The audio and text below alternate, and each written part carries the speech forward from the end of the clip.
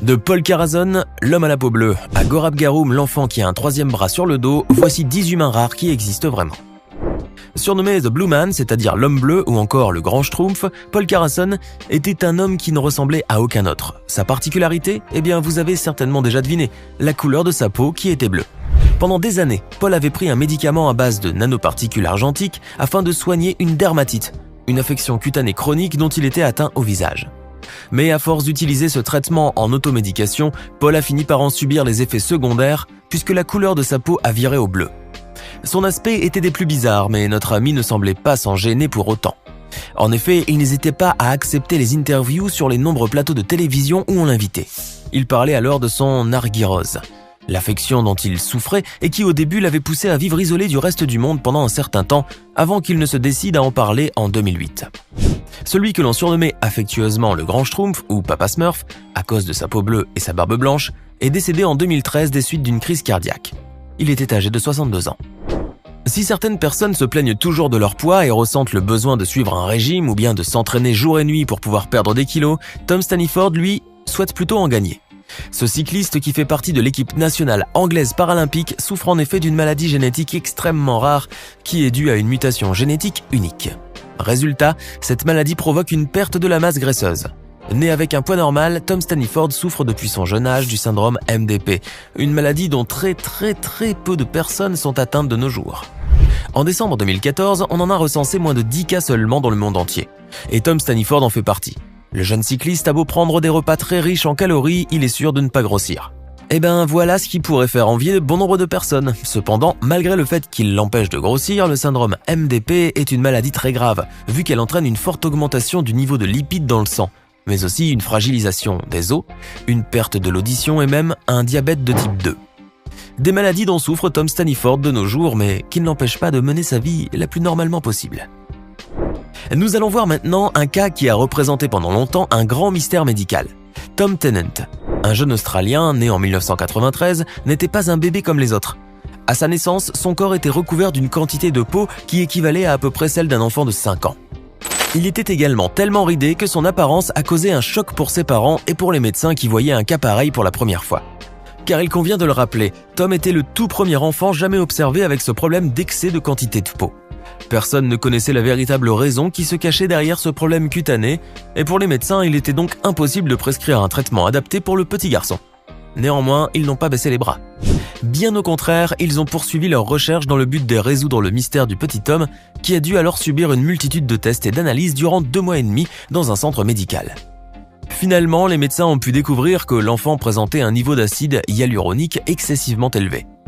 Cet acide, qui est présent dans la peau, était en effet 100 fois plus élevé que la normale. D'autre part, les médecins ont pu constater qu'il existait des similitudes entre le cas du petit Tom et la race de chien Sharpei, qui présente un excès de peau à la naissance. Cela peut vous paraître insensé, mais c'est bel et bien la réalité. Toutefois, étant donné que l'excès de peau chez cette race diminue avec l'âge, il y avait donc des chances que le petit Tom se débarrasse à son tour de ce problème en grandissant. Et ce fut le cas. Avec l'âge, Tom a pu avoir une apparence tout à fait normale.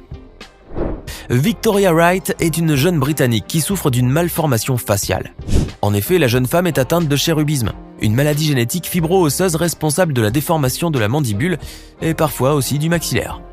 C'est à l'âge de 4 ans que les médecins ont découvert que Victoria souffrait de cette maladie qui a fini par lui défigurer le visage et par la faire paraître différente des autres. Plus que cela, la jeune femme a également souffert du fait d'être la cible de moqueries. Malheureusement, celle qui a joué le rôle d'April dans le documentaire parodique britannique Cast-Offs a dû faire face à des commentaires blessants en raison de son physique atypique. Cependant, la souffrance et les difficultés qu'elle a endurées ne l'ont pas empêchée de s'accepter telle qu'elle est et d'accepter le regard des autres. Aujourd'hui, Victoria Wright est une femme forte, dynamique, pleine de confiance et fière de son apparence. Et puis c'est aussi une épouse heureuse qui croque la vie à pleines dents. Avant de continuer, voici maintenant la question du jour. Quel est le nom de la maladie qui se manifeste par une pilosité très abondante sur le corps et le visage? Option A, l'albinisme. Option B, l'hypertrichose. Option C, l'hémophilie. Réfléchissez bien, choisissez l'option qui vous semble correcte et restez avec nous jusqu'à la fin de cette vidéo pour voir si vous avez bien répondu. Et maintenant, on continue. Frank Lentini. Ce nom ne vous dit peut-être rien, mais vous serez surpris de découvrir son histoire. Francesco Lentini, un Américain d'origine italienne, est né en mai 1889.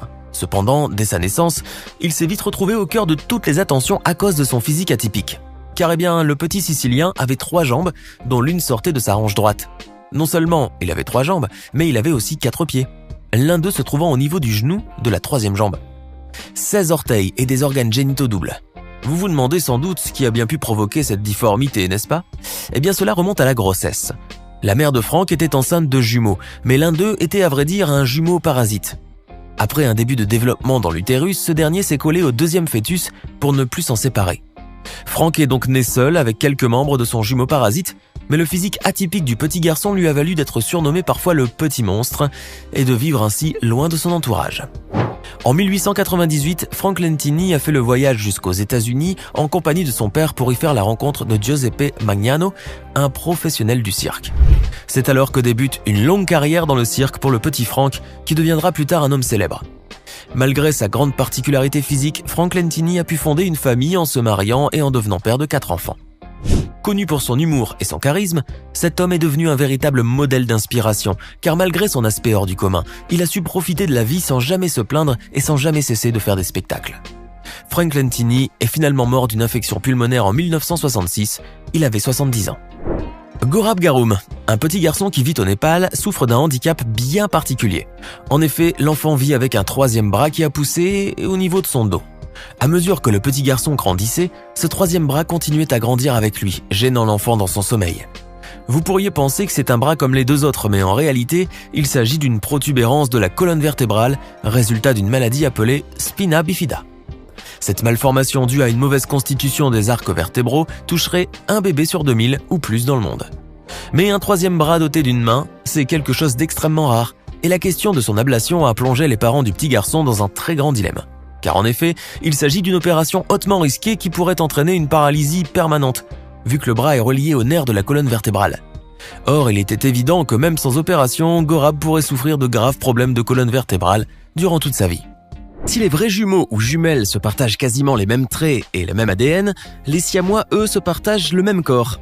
Abigail Abby Lorraine Hensel et Brittany Britty Lee Hensel, nées le 7 mars 1990 dans la ville de Carver au Minnesota aux États-Unis, sont 2 sœurs siamoises bicéphales, c'est-à-dire qu'elles possèdent 2 têtes sur un seul corps. Leur naissance avait révolutionné le domaine médical, puisqu'elles étaient l'un des rares cas documentés de jumelles nées avec un seul corps et qui auraient survécu. Les sœurs ou frères siamois sont des jumeaux nés d'une grossesse monozygote. Les 2 embryons proviennent d'un unique œuf, mais celui-ci ne s'est pas complètement scindé en 2 comme il aurait dû. 2 fœtus grandissent alors en restant accrochés l'un avec l'autre, et si les jumeaux sont collés à un niveau qui ne met pas en danger les organes vitaux, une intervention chirurgicale est alors envisagée pour les séparer.